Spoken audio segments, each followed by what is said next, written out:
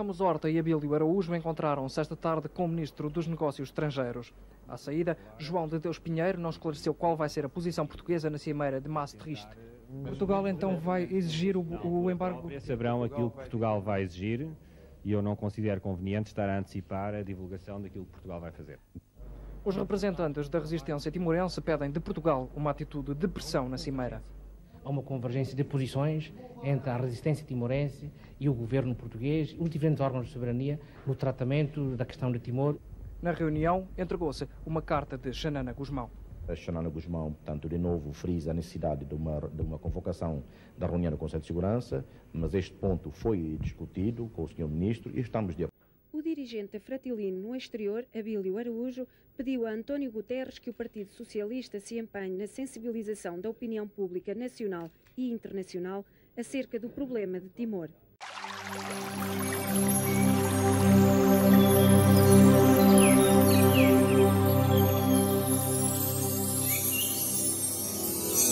Ouvintes e telespectadores da Daunihau Iha Museum da Resistência Nacional Timorense Ninian.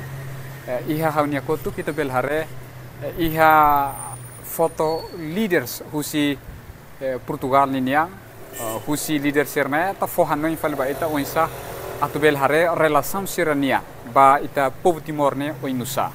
Depois de hare tia imagem sirakne ligado ba celebração consulta popular nebe foi na ita celebra ba 25 anos tiana.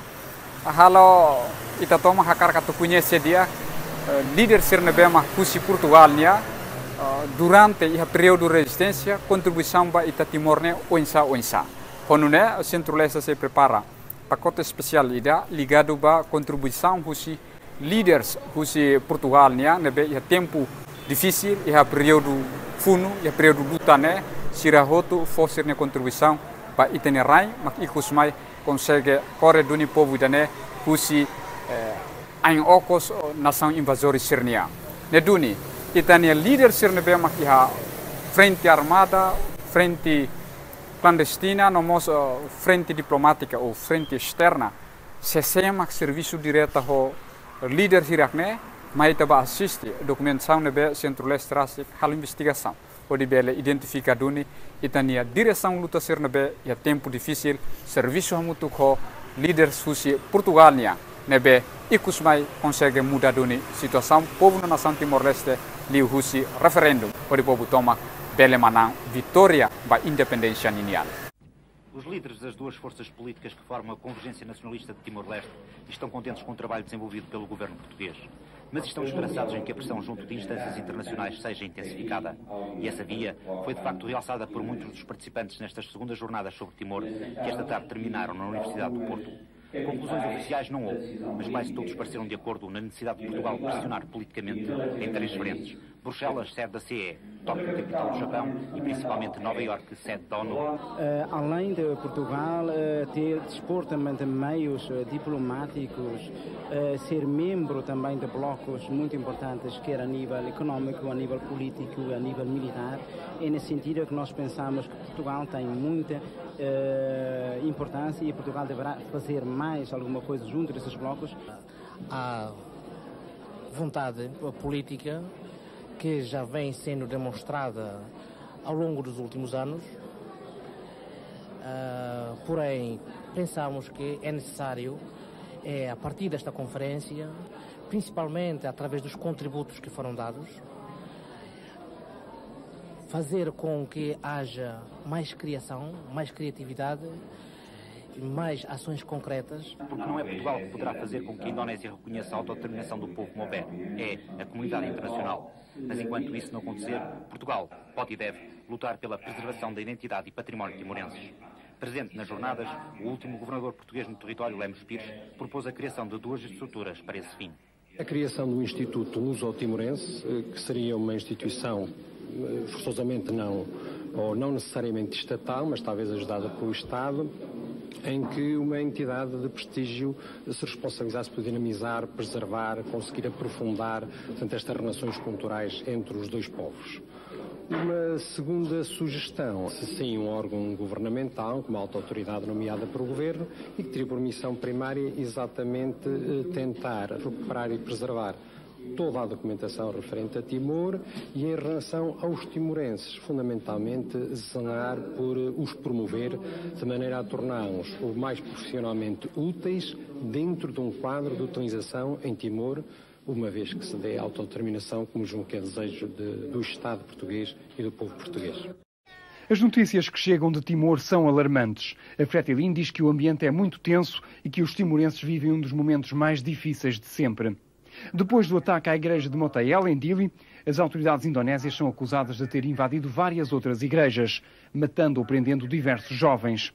Há mesmo informações não confirmadas de que o próprio bispo de Timor está sob prisão domiciliária. Fontes da resistência apresentam versões contraditórias, mas outras fontes garantem que Ximenes Belo está incontactável há 3 semanas. Os indonésios estarão a tentar desmontar toda a rede clandestina que se tinha preparado para receber os deputados portugueses. A Fretilin quer saber se há ou não visita, para que se organize de forma a reduzir as suas baixas. O seu representante em Lisboa, Abílio Araújo, foi hoje chamado ao Ministério dos Negócios Estrangeiros para falar de Timor. No encontro, João Deus Pinheiro terá prometido que o governo vai definir as linhas de orientação da estratégia portuguesa sobre o problema. O representante da Fretilin respondeu, apelando para uma ofensiva diplomática global.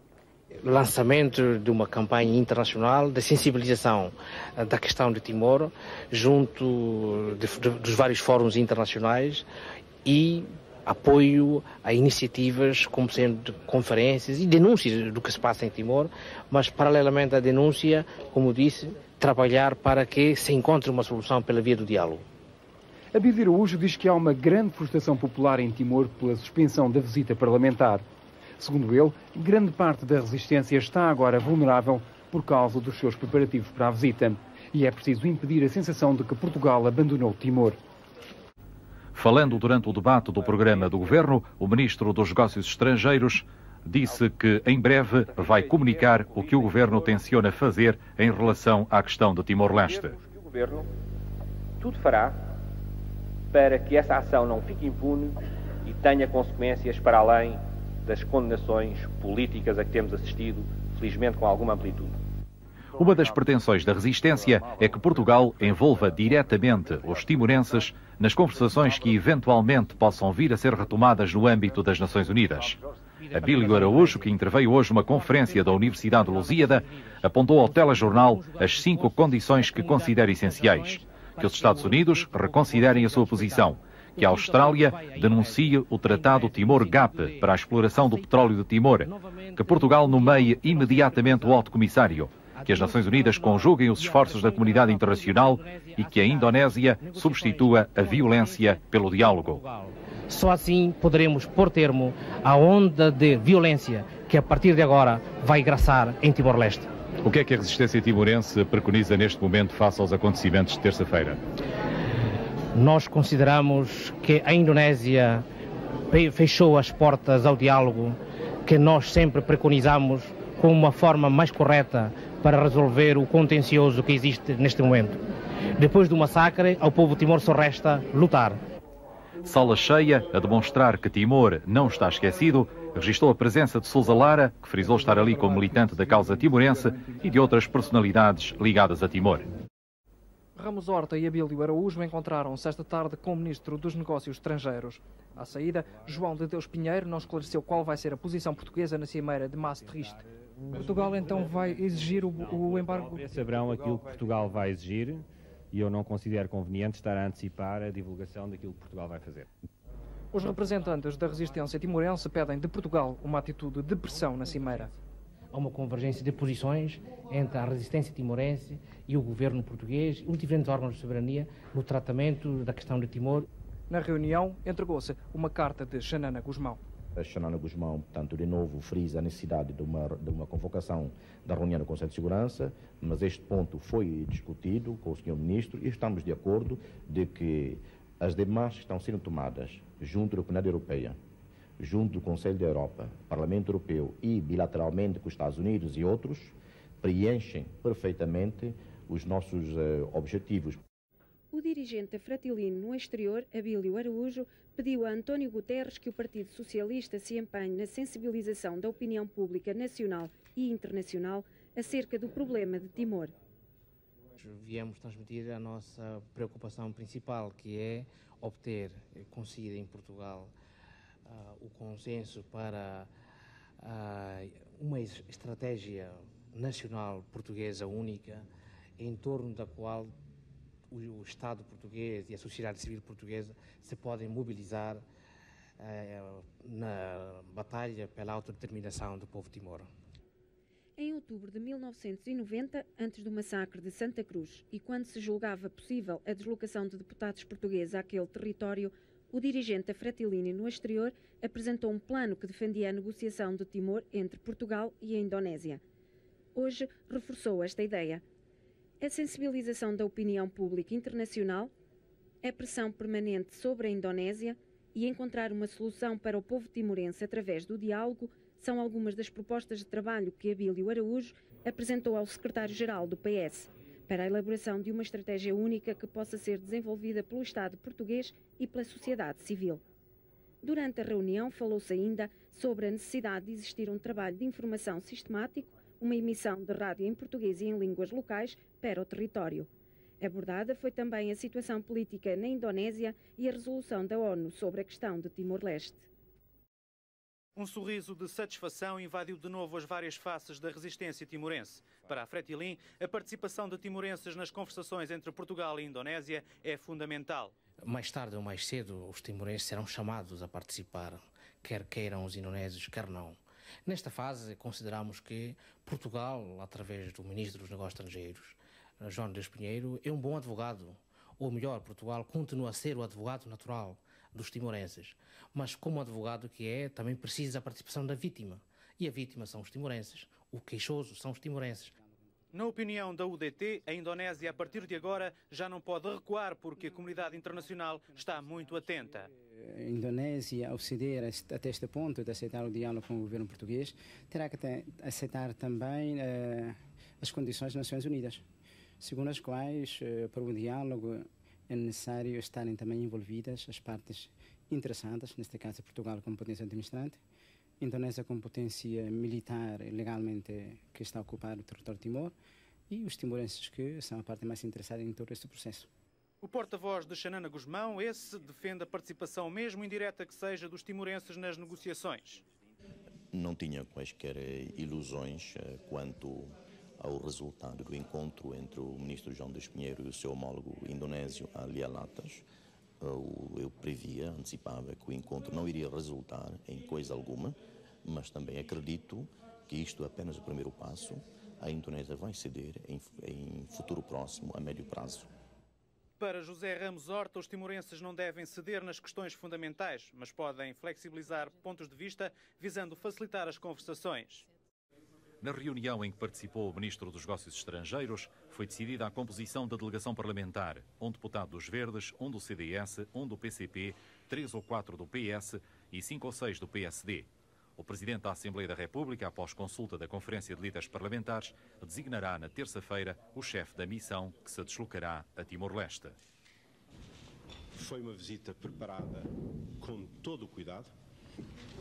Temos consciência de que vamos encontrar dificuldades, dado que a posição portuguesa tem sido sempre a mesma e em consonância com todos os órgãos de soberania. O Presidente da República, a Assembleia da República e do Governo, da autodeterminação do povo de Timor-Leste e da escolha dos seus destinos. Posição que, como sabemos, não é aceita pela Indonésia. Vítor Crespo revelou que a delegação incluirá 10 jornalistas portuguesas da RTP, RDP, Rádio Renascença, Agência Lusa, um jornal semanário e 3 diários e que está garantida a liberdade de movimentos. A visita tem como função, e é uma visita que como função, a liberdade, a identidade, os direitos humanos em Timor-Leste. É uma visita que vai ser acompanhada por inúmeras pessoas, designadamente a comunicação social. Tudo faremos para que não haja nenhumas perseguições aos indivíduos que aqui entraram em contato com a delegação portuguesa. De resto, esse é um ponto que faz parte dos acordos de princípio que foi estabelecido e que foi divulgado. Não está, porém, garantido um encontro com a resistência timorense, nomeadamente o comandante Xanana Gusmão. A delegação tem prerrogativas diplomáticas, como nos afirmou o Ministro dos Negócios Estrangeiros, sendo a sua representação ao mais alto nível. Tem naturalmente um conjunto de prerrogativas que foram negociadas exaustivamente, quer no que diz respeito à dignidade da missão, quer à liberdade de contactos, à flexibilidade do próprio programa, na medida em que a missão parlamentar que vai é representante de um órgão de soberania portuguesa e como tal tem que ser tratada. Mas é um representante de um órgão de soberania que tem a consonância dos restantes órgãos de soberania. É, portanto, uma missão de mais elevado nível e, como tal, foi preparada essa deslocação, dentro desse contexto e desse espírito que informa a missão parlamentar.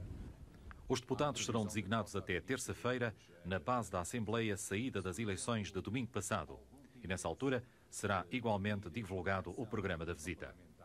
Antes dos deputados portugueses chegarem a Timor, o território vai ser visitado por uma pequena equipa que tratará dos problemas técnicos e logísticos. Os deputados chegarão depois. O acordo entre a Indonésia e Portugal prevê que a delegação portuguesa será constituída por 13 deputados, acompanhados por outros 13 funcionários. A delegação incluirá também 10 jornalistas portugueses. Mas essa delegação não vai só. Como acompanhantes terá 10 jornalistas indonésios e 12 jornalistas da imprensa internacional, 6 dos quais serão escolhidos por Portugal. Representantes da ONU vão também acompanhar a delegação. Os deputados portugueses poderão contactar quem quiserem e alterar o itinerário pré-estabelecido, desde que seja logisticamente possível. Os contactos poderão ser secretos e quem falar com a delegação não sofrerá represálias. Para a Fretilin, este é um bom acordo, mas há perigos. O maior perigo que eu pressagio desde já é um clima de instabilidade que a Indonésia irá criar. Os apoiantes da Indonésia, as forças militares que estão em Timor, irão dizer que, de facto, a delegação parlamentar irá a Timor, não para observar, não para fazer uma investigação, mas para constatar a presença benéfica e de desenvolvimento que a Indonésia trouxe a Timor-Leste. O único problema que continua por resolver é o da data da visita.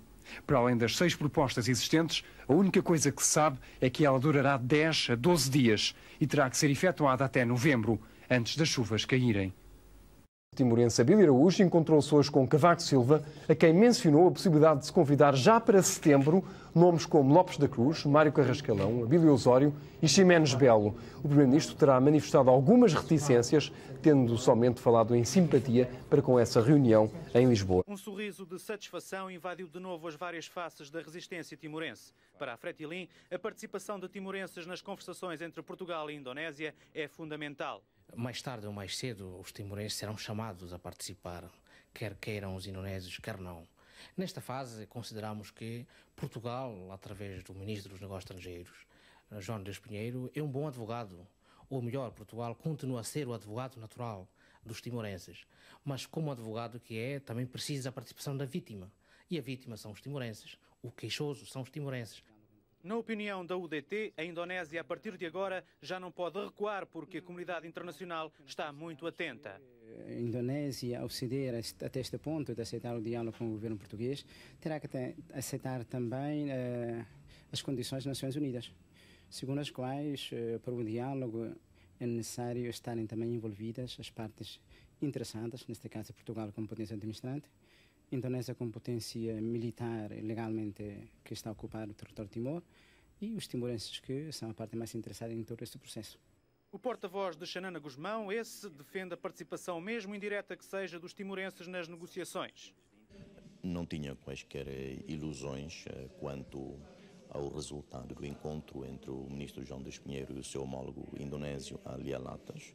Eu previa, antecipava que o encontro não iria resultar em coisa alguma, mas também acredito que isto é apenas o primeiro passo. A Indonésia vai ceder em futuro próximo, a médio prazo. Para José Ramos Horta, os timorenses não devem ceder nas questões fundamentais, mas podem flexibilizar pontos de vista visando facilitar as conversações.